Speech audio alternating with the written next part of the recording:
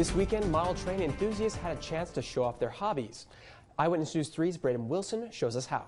From the HO scale to Lego model trains, train enthusiasts were in paradise over the weekend.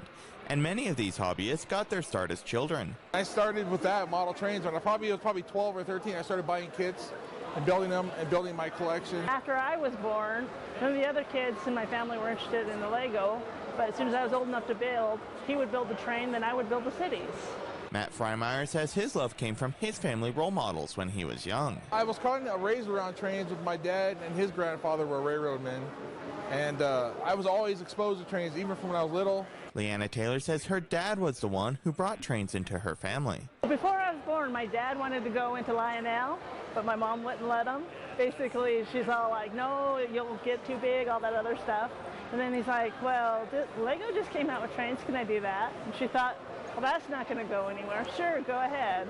Taylor says building Lego trains with her dad deepened their father-daughter bond. We built all the time together until he passed, and, it was hard to get back into it after that. Freimeyer says seeing people come back to the train show after a brief show pause reminds him of the unifying power his hobby has. We were so glad to be back this year because of the pandemic, but you can see walk in, and even when the adults look at trains and the kids, they have the same happiness on their face because the adults are remembering when they were little and the kids are just starting to fall in love with it. A sentiment echoed by Taylor. A lot of times we see rifts between the generations. One generation can't talk to the next generation, or an old new generation can't understand an old generation.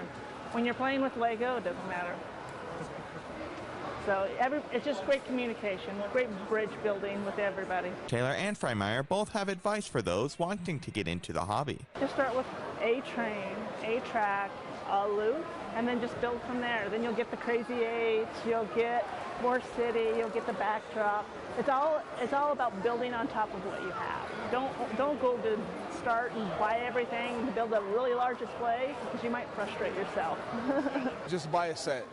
Then you get the track, you get the transformer, you get everything all ready to go. And then as you grow, add a car or two every so often, so that when by the time you acquire enough cars, you can add on tracks. It's just a progress. You don't want to start off big because you'll be overwhelmed. Just pace yourself. In Idaho Falls, I'm Braden Wilson. Well, choo-choo to that, honestly. I would have loved that when I was 3 years old. I'm a big train enthusiast, so